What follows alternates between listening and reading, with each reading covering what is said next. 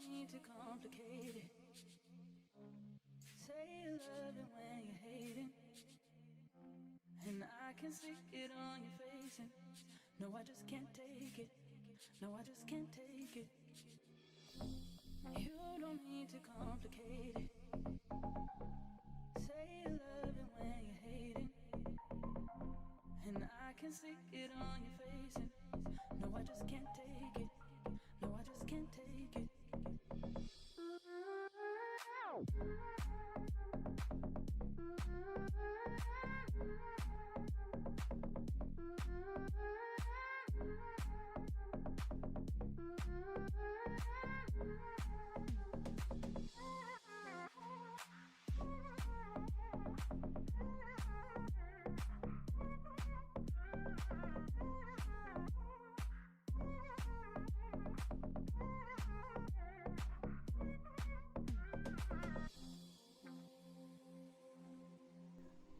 Ahí metemos, se apaga la música. Y hoy, ¿cómo estamos todos? Como siempre empezamos, voy a estar iniciando el stream también en Instagram para que me puedan seguir ahí si no nos ven por el Twitch. Pero vamos a empezar por acá.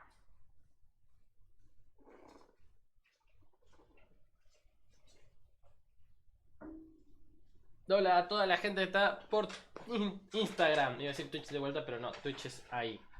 Instagram los tengo acá. Y si ven que está un poco más oscuro de lo común, es porque no tengo luz en una parte de la casa. Así que esta luz de arriba no funciona. Pero en general, estamos ahí. Está solo Ale, sí. Y parece ser que la gente se va llegando tarde. Usualmente a los primeros minutos no se empieza. Por eso no largo con los temas de una, sino como que dejo estar un poquito más el tema. Ahí se va sumando gente en Instagram. Hola gente de Instagram, los invito a sumarse a nuestro Twitch, donde voy a estar compartiendo mapas y gráficos, como siempre, en el cual vamos a estar hablando sobre lo que está pasando en Ucrania. Más que nada vamos a hacer una actualización de lo que está pasando, porque esta última semana fue una locura. Sumado a que vamos a hablar de las elecciones en Brasil, que se viene ahora este fin de semana, y lo que fueron las elecciones en Italia este fin de semana, también junto con todo el lío de Ucrania y las repúblicas. Así que se suman a Twitch, van a poder ver los mapas que voy a estar compartiendo.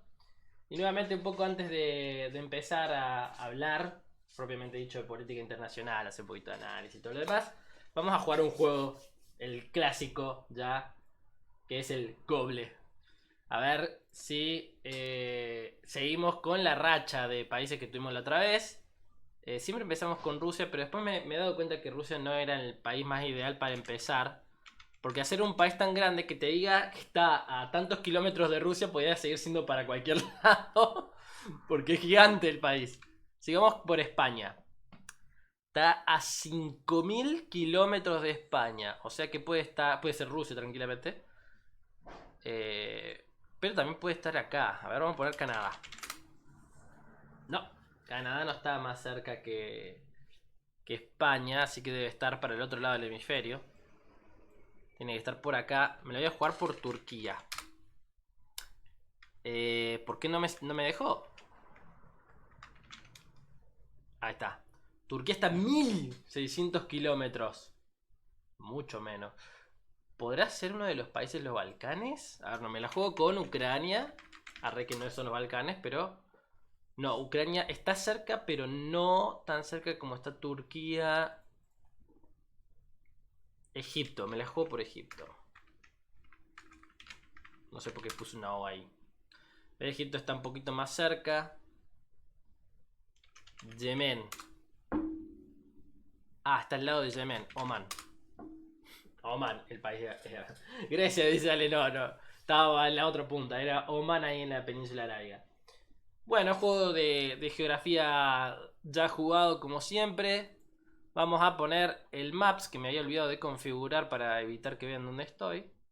Y vamos a hablar un poquito de lo que está pasando en el mundo en general. Ya los que venían de la vez pasada que nosotros estuvimos dando clases acá, básicamente de lo que estaba pasando, fue un especial, únicamente hablamos de Ucrania y terminamos hablando 1 hora y media de Ucrania.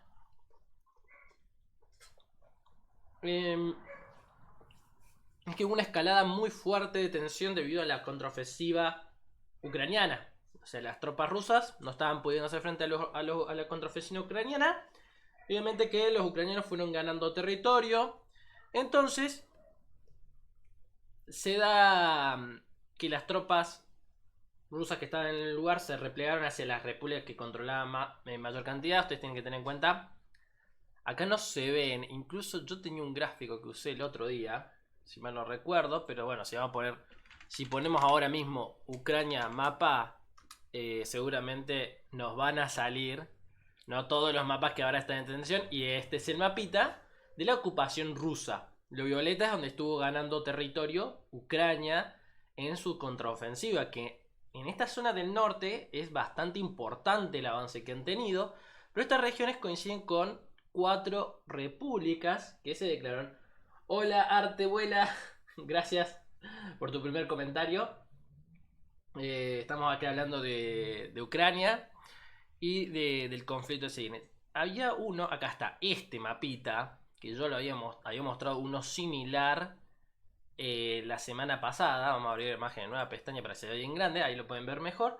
Y acá pueden ver que están las repúblicas que, bueno, se fueron formando. Las rebeldes que ya estaban desde 2015, que son las de Luhansk y Donetsk, que están en lo que se conoce como el Valle del Donbass, que es el río. ¿Sí? Acá en el mapa de Google Maps se va a ver mejor. Si mal no recuerdo, es este río que atraviesa toda la región. O sea que... no, ese tiene otro nombre. Bueno, el valle es por un río que se llama, que es el valle del Donbass. El río se llama igual que este es el Dnieper. La cuestión es que esta región, que encima es una región fuerte en minas de carbón, y sumado a que Ucrania es un país sumamente llano, con mucha llanura, donde se cultiva mucho, es un país sumamente agrícola, particularmente esta región. La región neutralizada de Ucrania es más por este lado. Y acá, en esta región, se fueron dando las repúblicas. Empezó todo con Luhansk y Donetsk, 2015, después lo que fue Crimea. Y con el avance ruso se crearon estas nuevas repúblicas. 2 se crearon además. Una que es la de Gerson, que es la de acá. Y esta que es la de Zaporilla. Zaporilla, el nombre de la ciudad es esta. Esta es la región de Zaporilla. El problema que estaba era que bueno, Rusia no está ocupando la totalidad del territorio de algunos, como pueden ver acá, en la del Donbass. Bueno, este es eso no es. Pero acá está toda la república y acá está la ciudad de Donetsk. Y si vemos la ocupación, ellos ocupan poco más de la ciudad de Donetsk, que vendría a corresponder más o menos casi la mitad del territorio del Oblast. La totalidad de Luhansk, no la totalidad de Zaporilla, ni siquiera controlan la ciudad de Zaporilla, y sí controlan Gerson. Entonces también había ese tema de, bueno, che, no están controlando todas esas regiones como para declarar de que todo ese territorio. Ese era un tema. Y siguiente era el hecho de hacer que estas repúblicas llamaran a referéndum. Esto es algo que se venía hablando ya un poquito hace unos meses. Para que pidieran unirse a la Federación Rusa. Ustedes tienen que entender que Rusia, a diferencia de la gran mayoría de los estados europeos, es un estado federal. No es como Francia, por ejemplo, o... bueno, España ya no, pero España originalmente eran unitarios, eran países unitarios. Somos de Argentina, saben bien a qué implica eso. O sea, Rusia reconoce entidades subnacionales, como por ejemplo está la República de Buriata. Hay un montón más de repúblicas que ahora no me van a salir el nombre. Pero hay varias repúblicas y esto va a una condición en la que Rusia hizo su expansión hacia el oriente, en el cual varias naciones pidieron sumarse a la protección de los zares y quedaron bajo el dominio de Rusia. Entonces, tenía esa visión más federal. No es como acá Argentina, que la federalización viene de una preexistencia al Estado Nacional. Las provincias se unieron para crear un Estado Nacional. No, acá un zar que gobernaba se le pidió asistencia de protección, pum, fueron consumiendo el territorio y ante el inmenso tamaño, un proceso federal fue mucho más efectivo que un unitarismo y centralización. Digamos que el siglo XIX y principios del XX ruso, debido al gran proceso centralizador que había dado el absolutismo monárquico, llevó a que su gobierno fuera bastante ineficiente, lo cual fue derivando a que haya un malestar social que, bueno, todos sabemos cómo terminó. Las revoluciones que vinieron, la blanca y después la bolchevique. Y eso se dio en una de las cuestiones, no solamente eso, obviamente, nunca es una sola causalidad la que detona todo, pero una de las cuestiones que sí se le acusaba al zar era lo incompetente e ineficiente que era. Además de que el último zar fue bastante meticuloso, él quería estar metido en todo. Y era un estado tan grande y tan complejo que no podía estar, entonces las decisiones nunca se tomaban de forma correcta o de la mejor forma. Un caso excelente para darnos cuenta de lo inepto que fue el último zar en política, ¿no? Fue la guerra contra el Japón. En la guerra contra el Japón, un estado que se lo consideraba primitivo para Europa, y los zares fueron a la guerra pensando, esto va a ser una victoria fácil, somos un estado, somos una de las grandes potencias del mundo, nuestro rival es el Reino Unido, tenemos que poder vencer a Japón, nación que acaba de salir de un sistema feudal. De datazo, Rusia también salió del sistema feudal muy tarde. No tan tarde como Japón, pero salieron tarde. Perdieron. ¿Y quién era el comandante en jefe que estaba manejando las tropas adelante en el frente? El zar. O sea, le salió el tiro por la culata. Me fui de tema, pero básicamente la cuestión está en que los referendos de las regiones se dieron este fin de semana. Entre el 23 y el 27 de septiembre se dieron los referendos. Obviamente Occidente en general, y por Occidente nos estamos refiriendo a básicamente toda Europa, Unión Europea, los Estados Unidos y varios estados aliados. No vamos a hablar OTAN solamente, porque hay otros estados que no son de la OTAN y también condenaron los referendos, como países como Japón o Corea del Sur. Naturalmente son aliados de los Estados Unidos y por eso también fueron en contra de esto. Pero la cuestión es que uno tiene que tener, y acá es donde me gusta hacer un análisis, es que todos los estados que no reconocieron esto son estados que son considerados democracias liberales. Hay que tener en cuenta que ellos también iban a estos principios de la democracia liberal. A ver, estos referendos no hay forma de corroborar que sean limpios porque están en plena guerra. En plena guerra y situación, de guerra, hay una emergencia constante, entonces vos no podés redirigir recursos para asegurar que las elecciones sean limpias, o sea, que no haya movidas, por así decirlo, turbias. Y encima, al ser una región en conflicto, tampoco iban a dejar, lo cual pasó en realidad, no dejaron, que hubiera observadores internacionales. Uno a veces no se da cuenta, porque no es algo que sea tan vistoso, pero en la gran mayoría de las elecciones en el mundo, países y organizaciones internacionales envían delegados para comprobar que las elecciones se lleven bien, que no haya corrupción, que no haya fraude.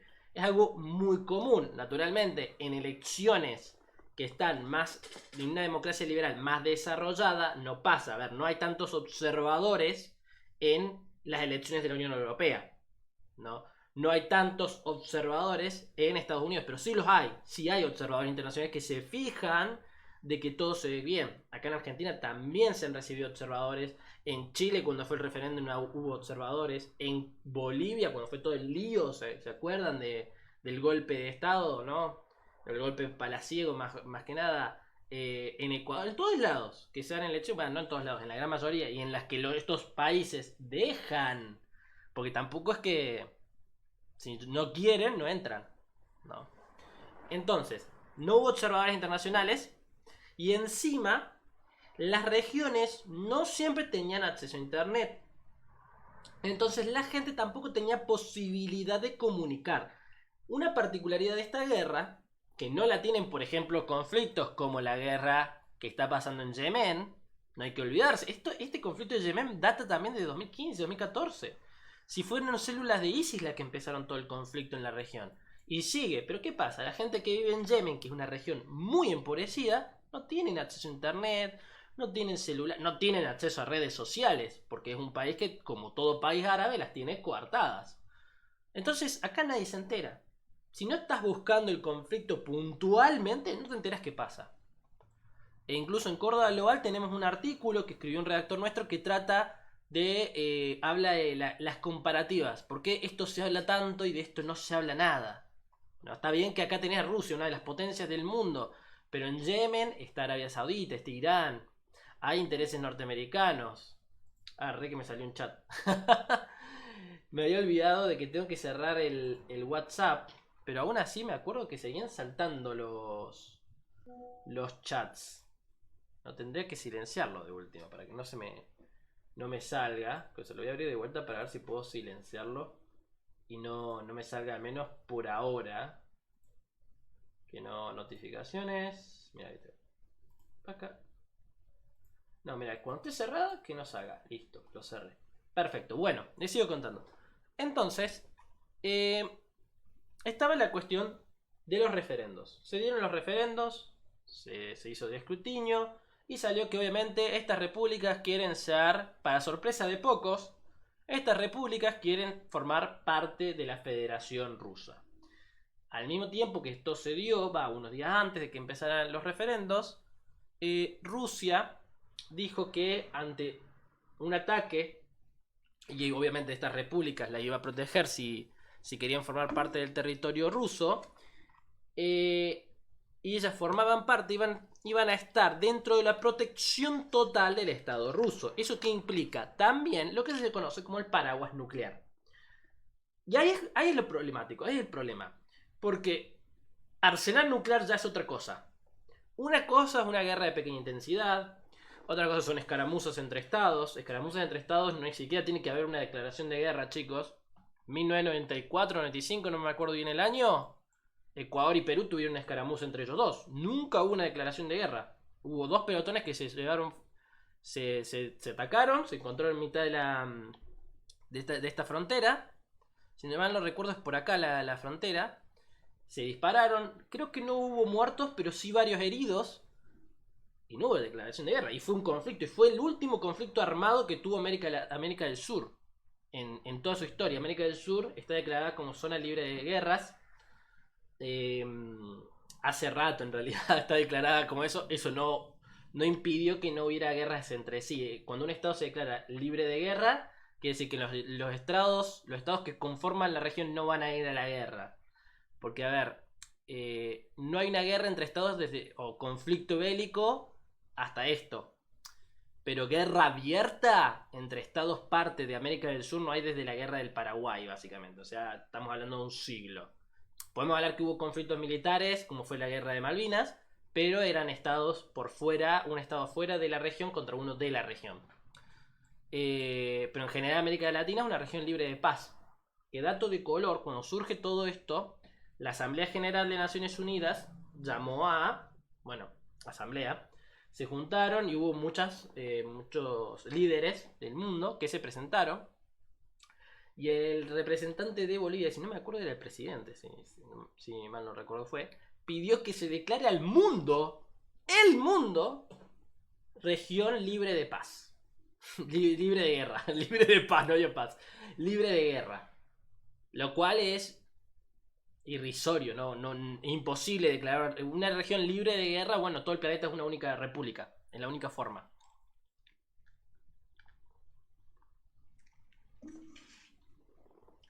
Entonces, la región se declararon, se sumaría a la Federación Rusa y Rusia extiende su territorio sobre Ucrania.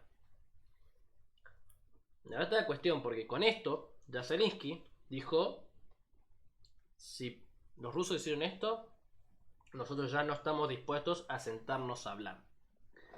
Y acá ocurren un par de cuestiones, porque ya lo habíamos hablado la vez anterior, que la Unión Europea estaba armando a Ucrania por un lado, y por el otro le estaba diciendo, che, sentate a negociar con Rusia. muchos te van a plantear, más que nada periodistas y algunos, y calculo que si son relacionistas internacionales, no he encontrado que hablen de eso. Yo soy licenciado en relaciones internacionales, pero vos para poder sentarte a negociar con otro estado, tenés que tener con qué respaldar tus exigencias, ¿no? Y negociar también implica ceder. Ahí está la cuestión. La negociación, al fin de cuentas, el mejor resultado sería un win-win. La cuestión es que cuando estamos hablando de estados, nunca se va a dar un win-win. Se establece un estado pierde, el otro gana, básicamente. Si no, se puede llegar a compromisos puntuales. Ucrania en ningún momento se planteó con voy a negociar la situación. Ucrania se planteó con yo estoy peleando una guerra interna con una región, voy a ganarla, ¿no? Voy a querer recuperar todo mi territorio. Y acá Rusia se plantea con un protejo a estas repúblicas, pero en ningún momento se pusieron a hablar, bueno, a ver, el gobierno ucraniano se sienta, bueno, pará, retiro todas las políticas anti-Rusia, ¿no? Como prohibir el idioma ruso, no enseñar el idioma, todo esto, bien. No se planteó eso, simplemente se habló de cuestiones territoriales. Después, sumado a que la occidentalización, por así decirlo, de Ucrania es mucho más fuerte que en Rusia. Rusia, por más que quiera, como no, nosotros somos, tiene una gran occidentalización. Como por ejemplo también Bielorrusia la está teniendo, con todas las manifestaciones que están dando vueltas. Y ahora Ucrania ya dijo, yo no me voy a volver a sentar a negociar. Y eso se puede dar cuenta porque al principio de la guerra se había intentado llegar a unas mesas de negociación en el cual Ucrania siempre salió como no, la verdad es que la situación no ha sido muy buena y no las vamos a aceptar. Entonces, en esta cuestión que Rusia, ¿qué hizo ahí? No se sabe bien. Bueno, evidentemente Rusia no dio el brazo a torcer. Yo hice esto se va a quedar así. Más que nada en ese entonces estaban amenazando fuertemente la capital de Kiev. Ahora ya eso no está pasando. La cuestión es que Rusia, al ver que le avanzan, apuesta a una jugada política. Esta jugada que muchos vieron como, bueno, un manotazo de ahogado. Estoy perdiendo, hago algo rápidamente para solventar todo. Muchos lo vieron como una jugada de debilidad. Yo personalmente entiendo la visión de, bueno, se está mostrando débil Putin, ¿qué pasa? Y no es tan así en realidad. Fue un ultimátum, básicamente. Fue un ultimátum a Zelensky. Fue un, no sigas avanzando, porque voy a ir en serio. Está bien que muchas de las cosas que se criticó es que Rusia no fue con todo de una, pero aún así un país, una superpotencia, nunca te va a ir de una, nunca te va a sacar todas las cartas de juego, sumado a que siempre tiene el arsenal nuclear. Siempre tiene el arsenal nuclear. Y cuando vos te enfrentas a un país que no tiene arsenal nuclear, siendo que vos sí lo tenés, ya está. Es la win condition. Ganaste. Porque en cuanto vos digas, te me calmás, que ya activaste el arma nuclear, ya sea un arma táctica o estratégica de ataque, no te queda otra. Porque Ucrania no tiene forma de interceptar un ataque nuclear. De ninguna forma. Encima es un país que ya sufrió accidentes atómicos, como fue Chernobyl. Y ahora encima están todas las advertencias por la central de Zaporilla.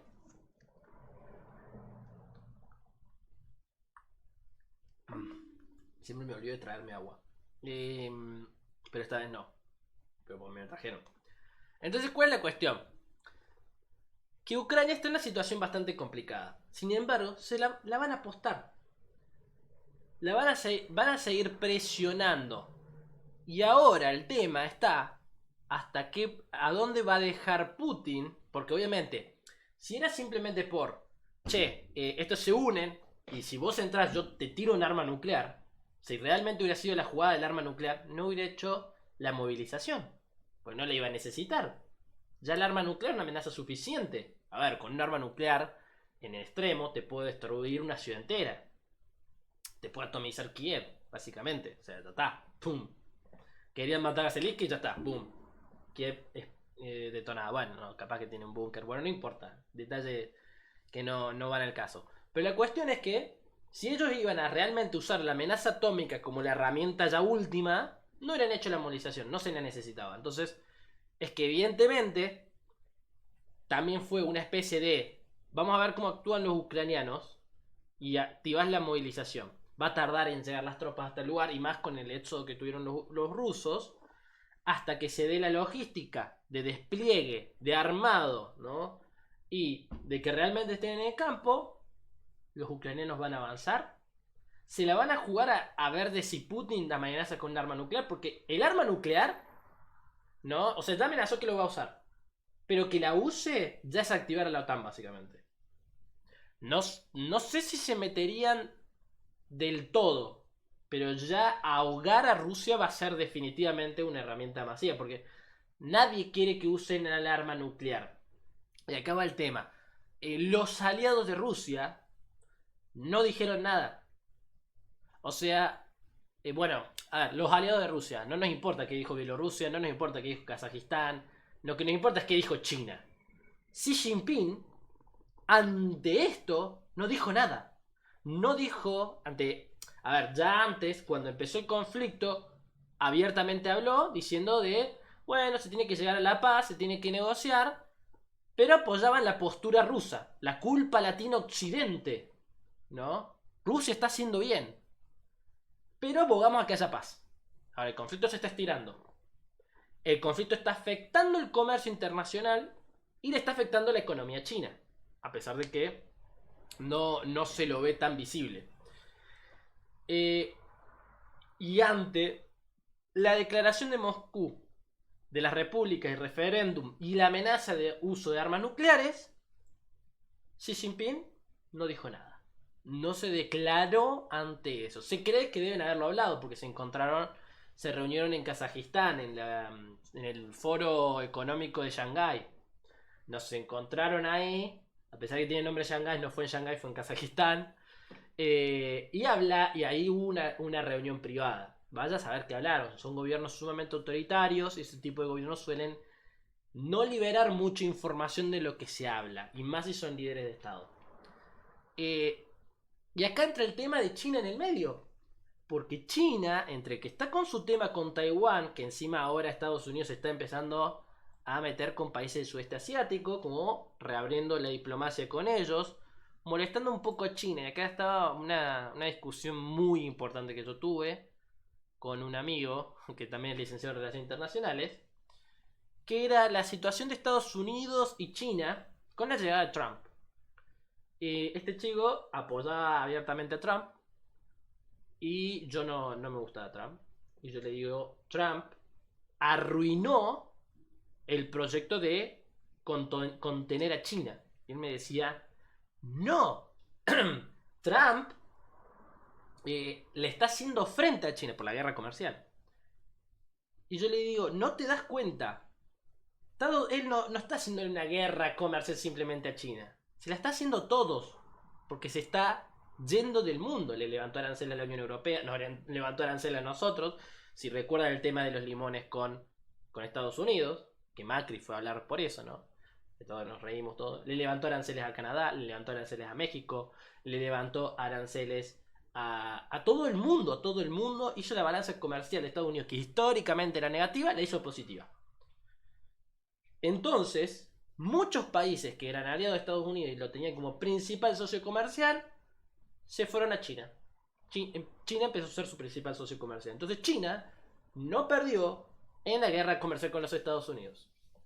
Le salió bien, le vino de 10, como anillo al dedo. Entonces, cuando vuelve Biden al gobierno, cuando vuelve la típica política exterior norteamericana, vuelve a tener esa influencia comercial en el mundo, vuelve a estar presente, y a quién empieza a mosquear, quienes habían ganado el espacio que Estados Unidos de Trump había dejado. China, Rusia.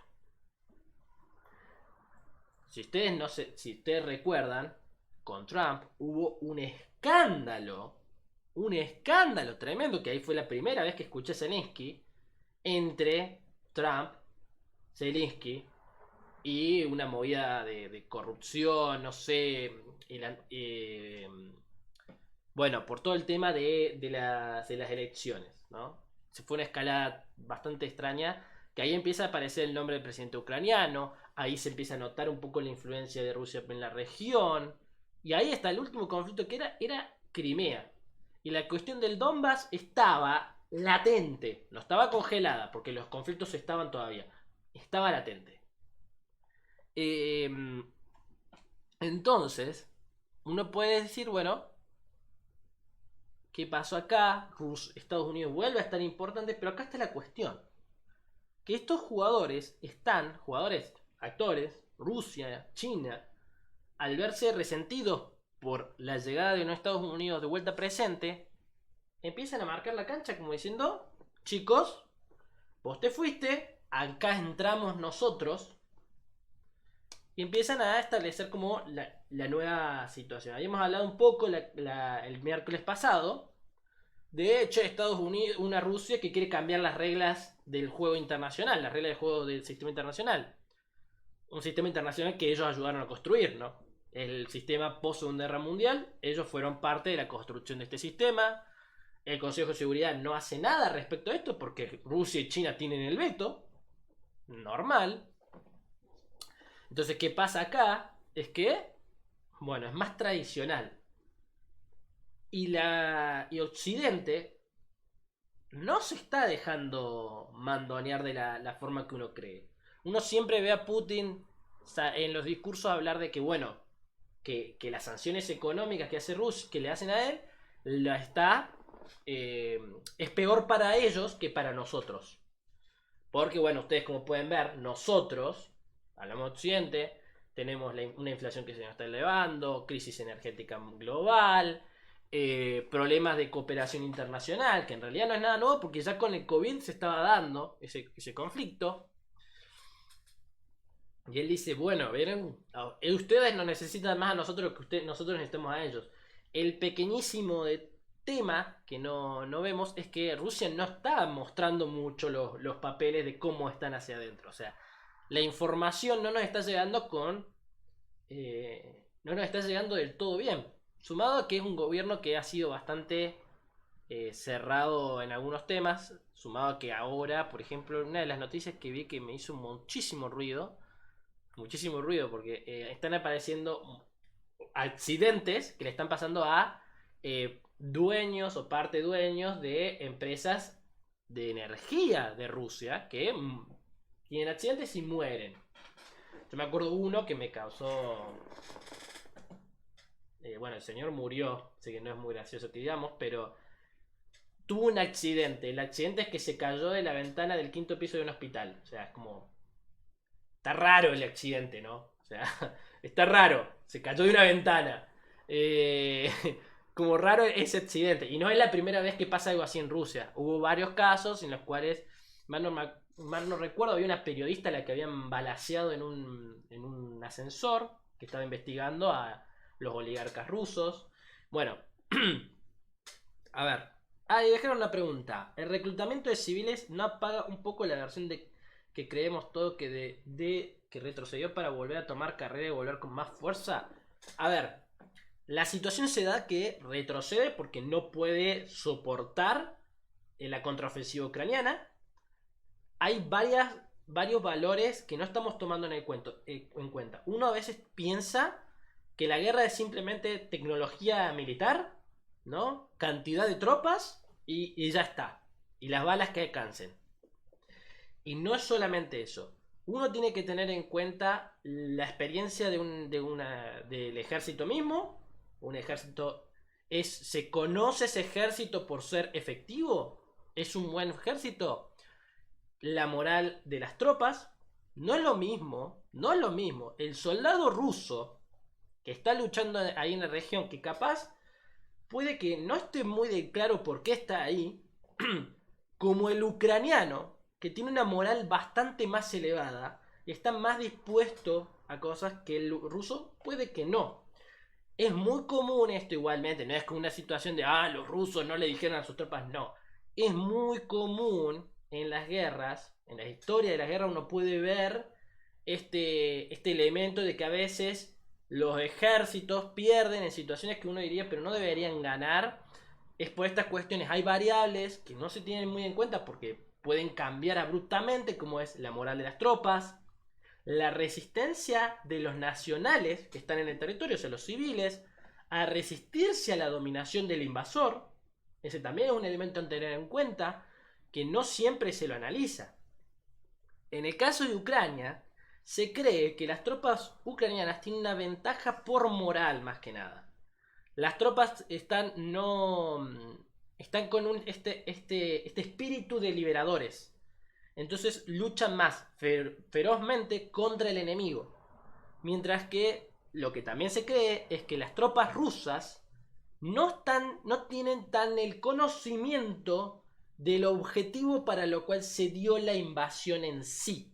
O sea, se conoce lo táctico, lo que necesitan saber, pero no el gran despliegue. O sea, ¿es una guerra para tomar toda Ucrania?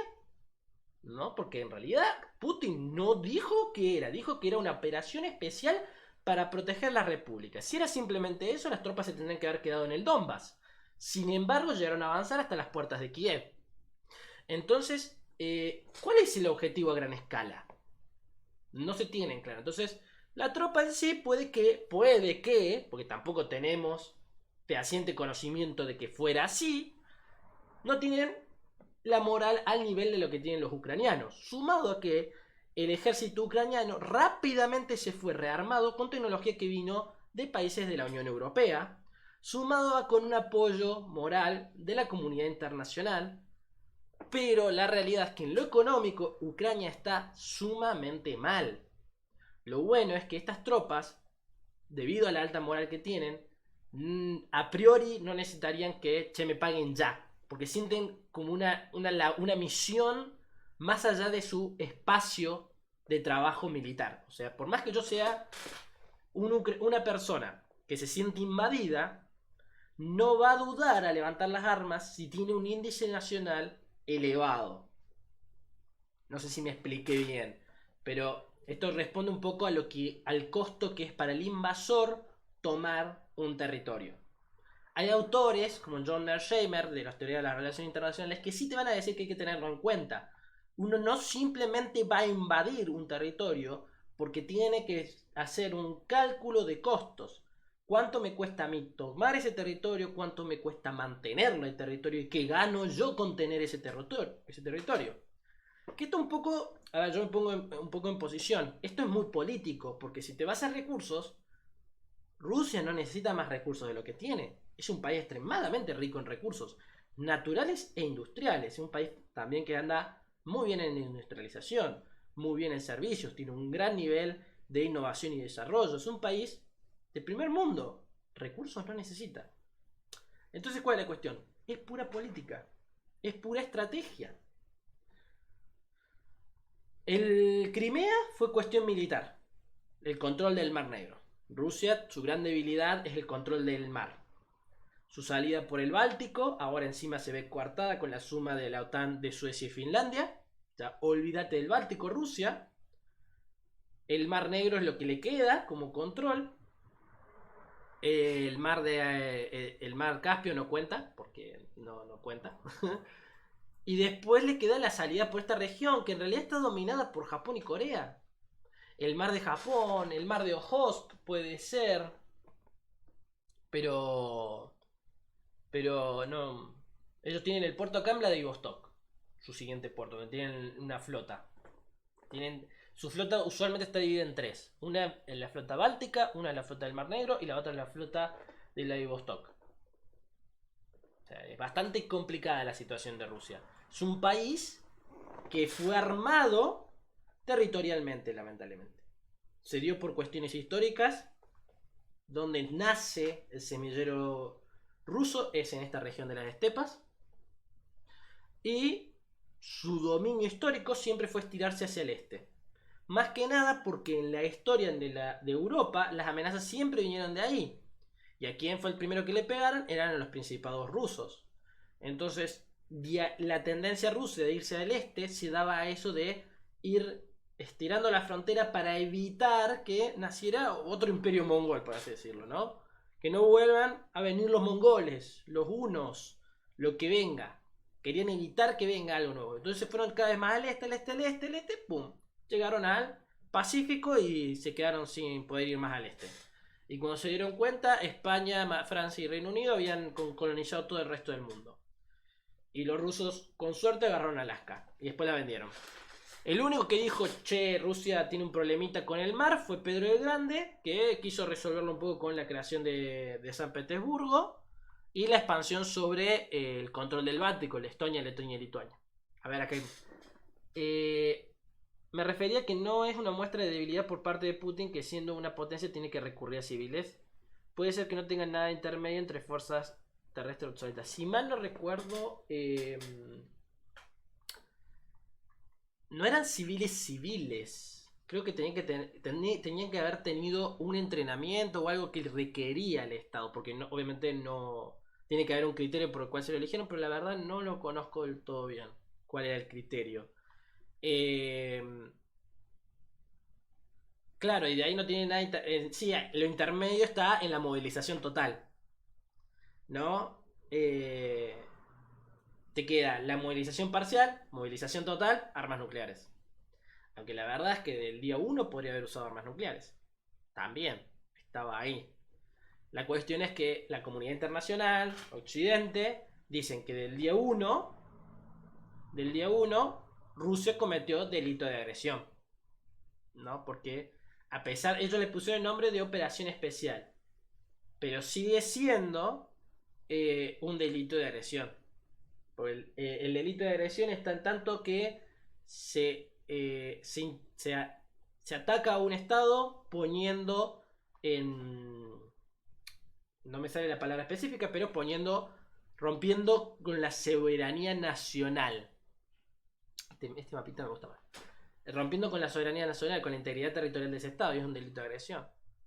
Y ya con lo que tenemos de lo que fueron los juicios de Nuremberg, los juicios de Tokio, en el cual fueron todos con delitos de agresión, además con los delitos de lesa humanidad, está la cuestión de que, bueno, a ver, Rusia cometió delitos de agresión, encima de que en los avances territoriales se encontraron delitos de guerra, crímenes de guerra. Y ahí está la cuestión, porque Rusia es una potencia. Rusia es un estado que forma parte en realidad, del status quo. Forma parte del Consejo de Seguridad. Es fundador de Naciones Unidas. Ellos tienen el poder dentro de la organización. Entonces, ante esta cuestión está un poco la situación de, bueno, estas potencias que manejan el sistema de imposición son básicamente inmunes. Porque nadie le está haciendo realmente una sanción a Rusia más que las económicas. Nadie le va a declarar la guerra a Rusia si va en delito de algo. Chicos, ¿tienen alguna duda? Porque hablé un montón de esto y no llegué en realidad al tema que quería hablar particularmente de acá de Ucrania. Y ya vamos casi 47 minutos de stream. Acá en Instagram me hicieron varias preguntas. Les recomiendo que se sumen a nuestro Twitch de Córdoba Lore. Lo van a ver en las historias porque ahí estoy compartiendo mapas, ¿no? Y tenemos unos grafiquitos, sino de última. La cuestión es que hoy, básicamente, ayer en realidad, empezó a haber un tema en el Báltico, que es que el gasoducto Nord Stream 1 empezó a tener pérdidas. Y no una, sino en los dos gasoductos que tienen, encontraron pérdidas y después otra pérdida en el Nord Stream 2. Son dos gasoductos, cada uno consta de dos tubos, de dos tuberías. En esas ambas gasoductos se encontraron, solo queda uno activo. Por lo cual, obviamente, ya era poco, ahora es menos. Y ahí empezaron todos los análisis, toda la investigación de qué está pasando. ¿Qué pasó esto? Unos dicen, bueno, es un atentado otros en arreglo. Bueno, se dice, bueno, ha visto gente que dijeron son los rusos.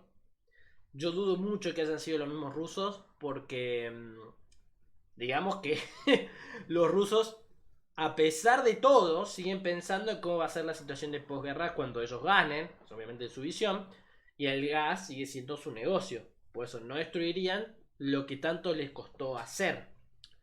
La otra visión es la ucraniana, que es una forma de hacer que los europeos estén cada vez más desesperados de que esto termine y terminen por jugársela ya de lleno a Ucrania y darle básicamente todo a los ucranianos para que puedan avanzar masivamente y jurarles y protegerlos ante una eventualidad de ataque nuclear. A mí me parece, si no vamos a jugar en lo que es espías y sabotaje, me es más fehaciente la visión ucraniana que la rusa, o sea, que hayan sido ucranianos que lo han roto. La otra es que haya sido la misma Unión Europea, que es, al hacer esto, cortar de lleno con la cuestión rusa, con el tema del gas ruso que entraba al Estado, sin tener el daño, porque al haber sido por debajo de la mesa, sin tener el daño político de ustedes no están, políticamente no quieren, ¿no? En cambio esto es como, nos han saboteado por la guerra. Esa también es un poquito más divertida si uno se la pone a ver desde espías y sabotaje. Y la otra es que fue Estados Unidos, siguiendo más o menos este mismo esquema, porque la Unión Europea, particularmente de países como España, ante la imposibilidad de adquirir el gas por parte de Rusia y para impedir que países como Argelia, ¿no? Le suban mucho el precio, optan por comprarle al señor Estados Unidos. Entonces Estados Unidos dice que está vendiendo a un precio más alto de lo común, dice no quiero que le compren a los rusos y paguen y ¿vale? Le rompen las tuberías. Y eso volvió a levantar un poquito la cuestión. Después hay hasta otra hipótesis que te dice, no, fue la vida marina que choca los tubos. Bueno, pero esa es re poco probable. Ya veo que termina siendo esa. Para Guillermo que dijo que no era probable. Bueno, eso en términos de Ucrania. Todavía hay que ver qué va a pasar. Capaz que mañana nos despertamos y hoy pasó un montón de cosas. Entonces, hay que seguirlo muy a punto. Uno tiene que estar siempre atento. Esto fue lo que más estuvo hablando. Y obviamente que Zelensky dijo, yo no me voy a sentar a negociar a hablar de esto. Hay que tener en cuenta que a Rusia, a pesar de que Putin no lo habla mucho, le están afectando las sanciones económicas porque no es algo que empezó ahora, no unas sanciones económicas que están hace poquito. Acuérdense que Rusia viene llevándose sanciones económicas desde 2014, desde lo que fue Crimea, desde ese entonces que viene arrastrando sanciones económicas por parte de Occidente. Dejamos un poco este tema porque este que siempre está dando vueltas y la semana que viene seguramente voy a tener que hablar de vuelta sobre Ucrania. Y vamos a pasar a algo un poquito más feliz, que son elecciones. Siempre las elecciones son divertidas, chicos. Vamos a ir primero, para no irnos mucho de la región, Italia. Italia tuvo sus elecciones este fin de semana y para los que no saben, las elecciones italianas, igual que muchos en Europa, se votan representantes y estos arman un gobierno. Italia venía con una crisis política de hacía ya un par de años, particularmente fue 2018-2017 que empezó toda la inestabilidad política que derivaron en el anterior gobierno, que era una coalición bastante extraña, con una figura política bastante popular, que era Draghi. Draghi había sido el presidente del Banco Central Europeo y era muy, muy popular debido a que había podido mantener el euro como una moneda muy fuerte. Entonces en Italia se lo quería y él era el primer ministro. Pero él había aceptado esa posición si tenía el apoyo de todos los miembros de la coalición, de todos los partidos. Sin embargo, bueno, se dio unas elecciones que no apoyaron dos movimientos. Él lo vio como un voto de mala fe. No me acuerdo cómo se dice. Como que le quitan la confianza a su gestión. Y presentó la renuncia ante el presidente de la República. El presidente de la República no se le aceptó y ahí volvió a estallar una crisis política que terminó derivando en las elecciones de este fin de semana. La cuestión, que es lo que todos están hablando, es que ganó una coalición que está liderada por un partido que se llama Fratelli d'Italia, que básicamente quiere decir Hermanos de Italia. Yo voy a sacar el mapa porque ya no está haciendo falta y vean mi bello rostro. Ganó la coalición liderada por Fratelli d'Italia y termina quedando como la próxima primer ministra. No me va a salir el apellido. D'Italia, Giorgia Meloni. Giorgia, el nombre Meloni. Que se convertiría en la primer mujer que lidera el Estado italiano. Lo cual es algo bastante bueno.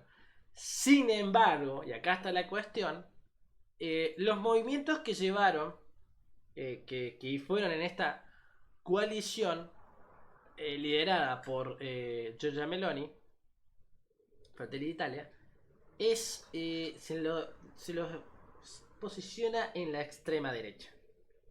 A pesar de que la coalición se define como de centro derecha, la ideología del partido más fuerte que tienen y la que va a ser la primera ministra es de extrema derecha. Lo cual ya varios están... A ver, uno si busca el partido le va a salir ultraconservadores, populismo de derecha, endonacionalismo y neofascismo. Lo cual es algo para tener. Es un movimiento obviamente anti-inmigración. Sin embargo, surge en ese momento donde la crisis de migrantes era bastante más importante.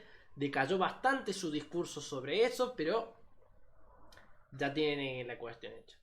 La coalición aún así se define como un movimiento de centro derecha y están dentro de la Unión Europea en el grupo de los conservadores y reformistas europeos, que son euroescépticos.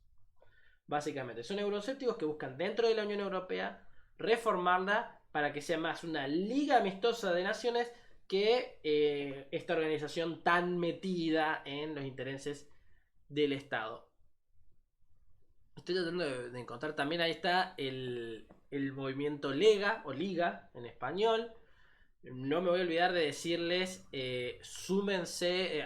Hay un artículo en Córdoba Global que trata justamente de este tema, de cómo se llevó a las elecciones, todo el lío que se dio, toda la crisis política que hubo en el medio que llevaron a la actual situación. Estoy tratando de encontrar el nombre de la coalición que maneja. Pero no me está saliendo.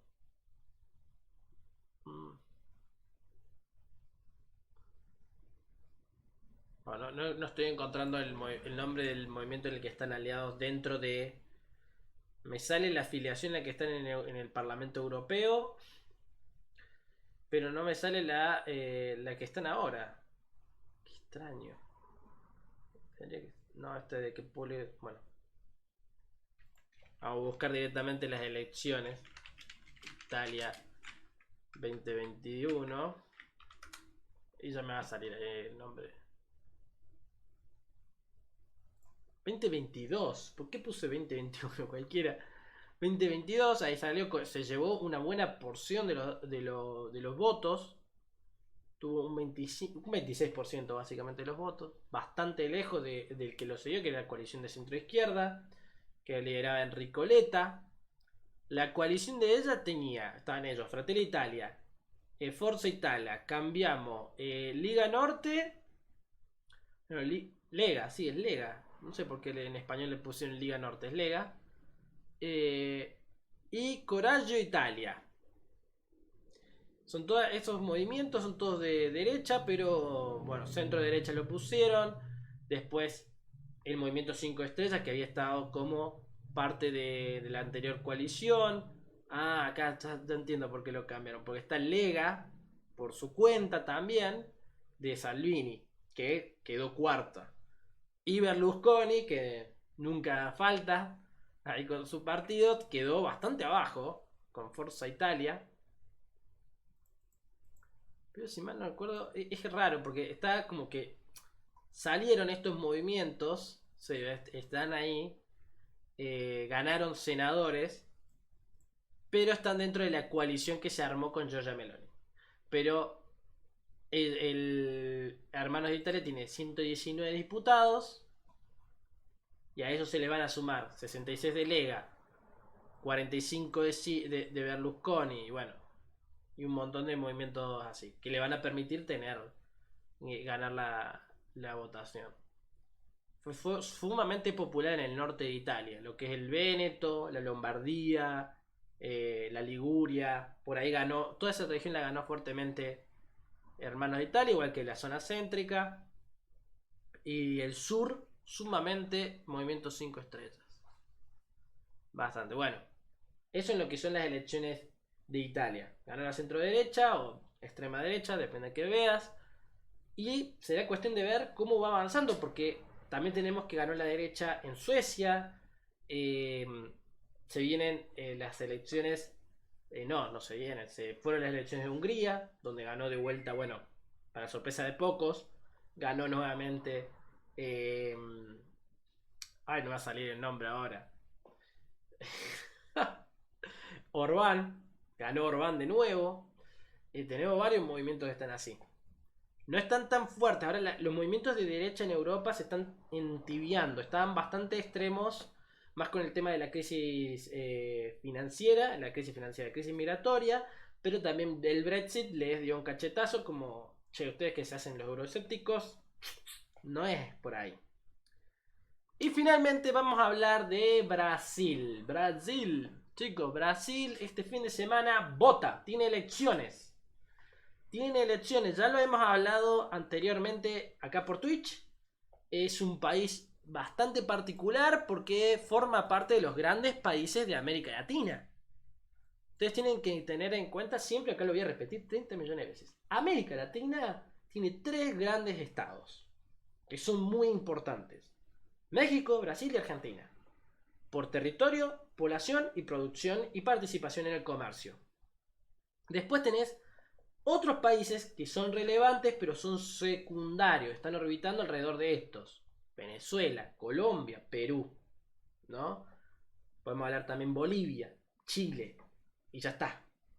Después el resto de países son tan chiquitos que quedan bajo la influencia total de los 3 grandes o de los otros secundarios. Por ejemplo, Ecuador en su relación con Colombia y Perú, ¿no?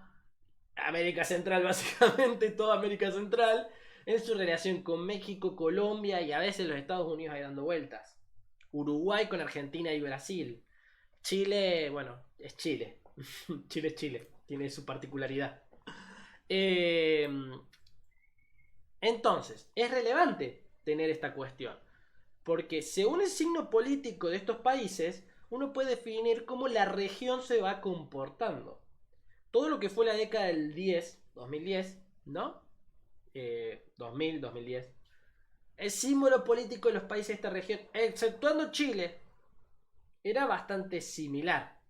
Tenías Brasil, Argentina, Bolivia, Venezuela, tirando para un mismo lado. Y esa alianza era sumamente fuerte. Tenías petróleo venezolano, población de consumo de Brasil, la minería boliviana y el agropecuario argentino. Tenés todo ahí: energía, comida, consumidores, recursos minerales. Alto estado. Alto estado. Y fue una época de jolgorio para esta región. Mucha riqueza, mucho consumo, exportaciones, grandes precios de commodities. Los países en esta época crecieron un montón, a tal punto que la crisis del 2008 a la región no le afectó tanto como a Europa y a lo mismo, bueno, a Estados Unidos, donde fue el origen de la crisis. Pero en general América Latina se pudo aguantar bastante una crisis que América Latina pudo aguantar bien. ¿Qué está pasando? Bueno, precios de commodities que permitieron una gran acumulación de riqueza. Pasa la década de los 2010. De los 10 empieza la década, o sea, la década del 2000. 2010, la década del 2010 empieza y ahí empiezan a cambiar los tintes. El gobierno dentro de Brasil empezó a decaer con la llegada de Dilma. hasta que aparece Temer. En esa llegada de Temer se da una caída del kirchnerismo en Argentina y la llegada de Macri, el tema de Venezuela con la muerte de Chávez y la llegada de Maduro, que a pesar de que ideológicamente están al mismo tiempo, la capacidad de Chávez de política exterior y local no se compara, con Maduro. Maduro bastante por debajo de la capacidad que tenía Chávez en lo que era política. Bolivia se mantuvo con un gobierno de centro derecha. Perú se fue rápidamente a una crisis política que todavía se está manteniendo ahí como inestable. Y encima después tenemos Chile. Que Chile se mantenía con sus gobiernos liberales de centro derecha y de golpe cachetazo ante la crisis interna social que deriva en la nueva constitución, que ya le hemos hablado varias veces por acá, pero que lleva al gobierno a un presidente atípico, un outsider podríamos decir, pero no era outsider porque el chico es un practicante, hace política, que es un grupo de centro izquierda. Chile teniendo un gobierno de centro izquierda. Argentina, que tiene un gobierno de centro derecha, rápidamente vuelve a cambiar a un gobierno de centro izquierda, o de izquierda, como quieran decirle. Y Brasil, que elige a Bolsonaro, uno de derecha, bastante similar a Trump. Bolivia, que tiene su golpe interno. Y ahí de golpe se descuanjeringa todo. No tenemos idea de lo que está pasando, una hecatombe en la región. Brasil dice A, Argentina dice B, y en el medio le dice a Brasil que es un tonto. Venezuela, que anda diciéndole a todos que son tontos, pero voy a comprarle armamento a los rusos, porque lo hicieron. Colombia, que está con sus todavía conflictos internos, y ahora Colombia de golpe dice queremos a alguien de izquierda, después con un montón de problemas internos con el intento de la reforma. Entonces tenemos esta situación. Brasil entra a elecciones ahora. Tiene dos candidatos, Jair Bolsonaro de derecha, Lula da Silva de izquierda, centro izquierda. Ya libre de todos los problemas políticos. Las encuestas hace rato que le dan ganadora a Lula. Las encuestas a días de las elecciones le siguen dando ganadora a Lula. Y es muy probable que le vayan a dar que gane. El tema es Bolsonaro. Que a Bolsonaro ya se le subió un poquito los humos a la cabeza y él dice: yo no me voy de acá, el único que me puede sacar es Dios. Bueno, está delirando. La cuestión es qué va a implicar, qué va a pasar con las elecciones. Siguiente, gana Lula. ¿Cuánto tiempo le queda al actual presidente en Argentina para mantener una misma ideología? Yo soy uno que dice, a ver, ustedes pueden pensar lo que se le cante sobre izquierda o derecha, pero que Brasil y Argentina tengan el mismo color político, suele haber un crecimiento económico entre los dos. Hay una sinergia. Si no, genera ese problema. O sea, Argentina necesita que en Brasil haya un gobierno que sea afín a su ideología. El tema es que Argentina, como un país regional relevante, muchas veces los movimientos de izquierda han sido también nacionalistas. El kirchnerismo lo fue. Fue bastante nacionalista. A ver, sus símbolos son todos cuestiones nacionales. Sus colores son el celeste y el blanco. Su nombre, que es Frente de Todos, tiene un sol, que es el sol de mayo. ¿No? Muchas veces se hizo propaganda política de Cristina, la candidata para ellos, como el sol de mayo. O sea, el sol de mayo se viene asomando, era el anuncio de que ella se iba a presentar. Entonces hay componentes nacionales muy fuertes. Y ahí está la cuestión, en analizar, bueno, ¿cómo se viene la región para este encuentro? Mi análisis en particular es que Argentina va a cambiar de tinte ideológico, es muy probable que vaya a cambiar para el año que viene. No sabemos en qué va a terminar, no lo sé, pero va a cambiar debido a que la pandemia, la crisis económica y cuestiones sociales le han pegado muy fuerte al actual presidente. Ya veremos cómo se termina dando, porque capaz que sigue siendo alguien del movimiento, pero capaz que es Massa, Y Massa no es tan de izquierda, es un personaje mucho más pragmático, pero tiene una visión más empresarial. O sea, capaz que es de izquierda empresarial, lo cual no haría mucho sentido, pero puede darse, es peronismo, chicos, todo es posible. Pero en Brasil, el movimiento liderado por Lula es más de peón, campesino, más rural, por así decirlo, que no baten de la línea de la empresarial, al menos en lo discursivo, ¿no? De ahí a la política es otro tema. Eh, pero lo que sí yo he notado es que Lula sí es bastante más pragmático. Lula ha sabido posicionar a Brasil. Por eso Lula, uno le puede echar en cara todas cuestiones ideológicas, es sumamente inteligente en su política internacional. No lo conozco tanto en su gestión local, siempre se dice que Brasil tuvo mucha riqueza, pero también la situación internacional y local dio. Venían de una crisis que habían tenido en los 90 y hubo efecto rebote como Argentina tuvo. Sí, no se le puede adjudicar que él va a traer la... Es como nosotros hablando de Menem. Pero en sí, lo que sí es que él tiene muchas chances de que gane. Y si van a votar aún más, la cuestión es que no caiga en un caos político interno debido a las amenazas de Bolsonaro, que sepa aceptar la derrota, por así decirlo. Pero bueno, eso está por verse. Si tienen alguna duda, chicos, me pueden comentar lo que está en Instagram. Suman acá al Twitch. Lo vamos comentando. Si no, vamos haciendo el cierre, que ya hemos pasado una hora. Y tengo hambre.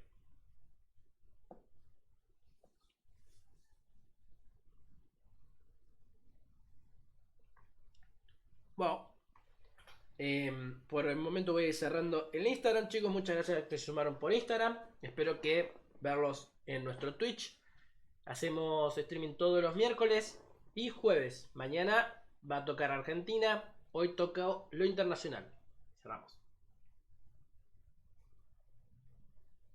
Ahí me decís que Massa ya se mostró distinto. Sí, sí, Ale. Se mostró distinto, pero es que él generalmente tenía una mirada más empresarial. Él viene de lo que es el peronismo empresarial de... A ver, el peronismo en sí es un movimiento que es un movimiento más que un partido. No se centra tanto en ciertas cuestiones. Uno puede encontrar peronismo de izquierda, peronismo de derecha, peronismo conservador, peronismo liberal. Eh, entonces, ¿qué es lo que termina definiendo el peronismo en sí? Es bastante complejo. Es como esta visión de, bueno, Perón. Pero por ejemplo, hay algunos peronistas que no te van a bancar a Evita. Son raros, ¿eh? Pero lo he encontrado. Algunos te van a decir, yo no la banco. ¿Por qué? Porque muchos ven a Evita como la que mancilló el peronismo tirándolo a la izquierda. Usualmente los movimientos más de izquierda del peronismo están atadas a Evita, que fue quien más lo movió, mientras que los más atados a Perón, ¿no? Suelen ser más conservadores. Eso lo puedes notar mucho en la distinción del peronismo cordobés del peronismo porteño.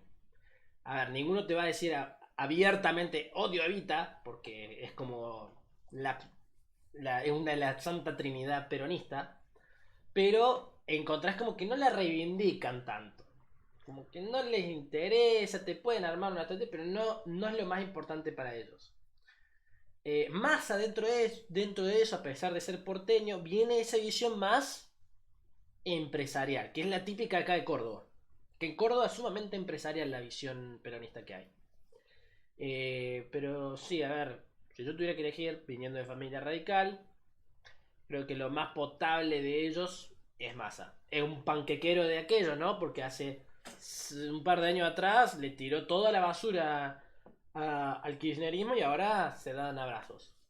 Bueno, chicos, no me toca hablar de Argentina, eso es para José que viene para el siguiente. Ahí Ima dice mal, sí, es como, es el panqueque de la política actual, es Massa. Igual hay personajes en la historia que han sido panqueques en momentos aún más extraños. En la guerra de la independencia de los Estados Unidos hay un general que literalmente se pasó de bando 3 veces. Empezó la guerra estando con los británicos, se pasó a los independentistas y de los independentistas volvió a estar con los británicos. Así hizo, pac, pac, pac, y es muy gracioso. Es como, ¿qué te pasa? Decidite, ¿sos independentista o británico? O realista. Bueno, chicos, muchas gracias por sumarse. Nos vemos la semana que viene. Espero que disfruten y que tengan una linda semana. Nos vemos, chicos.